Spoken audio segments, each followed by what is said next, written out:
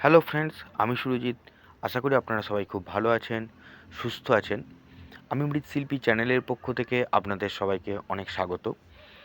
আসুন, আজ আমি আপনাদেরকে দেখাবো পাটনার দুর্গা ঠাকুর, যেগুলো মূলত আমরা তৈরি করেছিলাম এবং যে ঠাকুরগুলোর কাছে আমি শেষ পর্যন্ত পৌঁছাতে পেরেছিলাম এবং ছবি তুলতে পেরেছিলাম, এবং সেগুলো সমস্তটাই আপনাদের সঙ্গে শেয়ার করব, এবং তার সঙ্গে পাটনার রাস্তাঘাট, ভিড় ভাড়াক্কা সমস্ত কিছু। তো প্রথমেই আমি দেখাবো পাটনার প্রাচীন মন্দির, এবং এটা মিঠাপুরে, মানে এই প্রাচীন মন্দির। তো এর ঠাকুর, এটা ছিল বাংলা ঠাকুর, এবং বাংলা ঠাকুর এবং 3 পাটের ঠাকুর।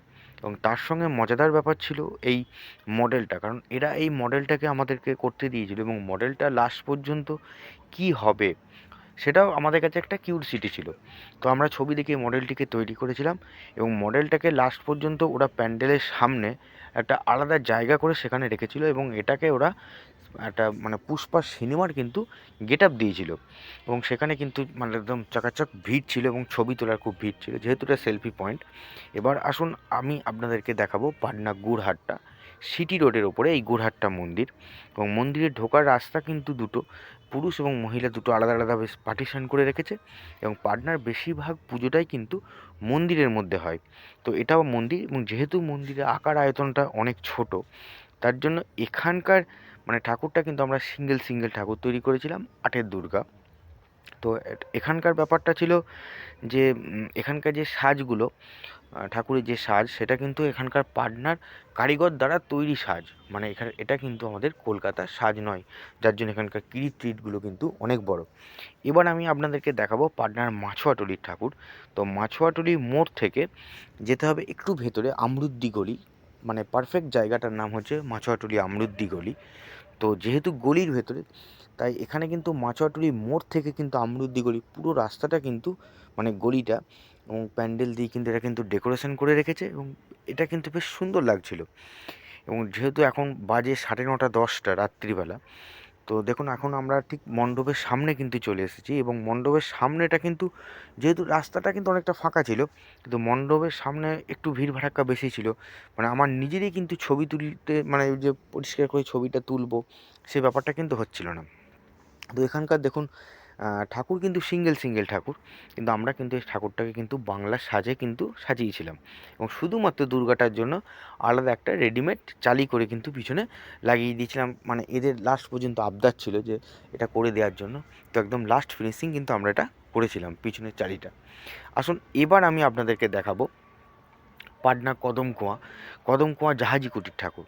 তো কদমকুয়া এই জাহাজি কুটি, এটাও কিন্তু পাটনার একদম মেন রোডের ওপরে। তো এখানে যেটা ছিল, মানে রাত্রেবেলা যেহেতু ঠাকুর দেখার প্রচণ্ড ভিড়, এবং এই রোডটার মধ্যে যেহেতু পরপর 3খানা বড় বড় পুজো হয়, তো তার মধ্যে জাহাজি কুটি একটা, যেটা আমরা তৈরি করি। তো এই জাহাজি কুটি, মানে এই জায়গাটাতে মানে রাত থেকে কিন্তু পুজোর যে 4 দিন, এই 4 দিন কিন্তু নো এন্ট্রি থাকে। তো এটা জাহাজি কুটির ঠাকুর। এবছর আমরা জাহাজি কুটির জন্য যে ঠাকুরটা তৈরি করেছিলাম, সেটা ছিল রানী মুকুট দিয়ে ঠাকুর। এবং এখানে কিন্তু শুধুমাত্র রানী মুকুট, বাংলা সাজ নয়, এবং পিছনের চালিটা কিন্তু আমরা কলকা দিয়ে কিন্তু সাজিয়ে দিয়েছিলাম।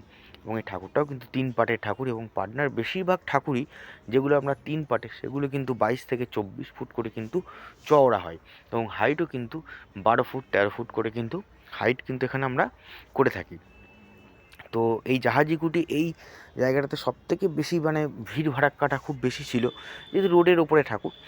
তো এরপরে আপনাদেরকে আর একটা জায়গা দেখাবো, সেটা অশোক রাজপথের ওপরে।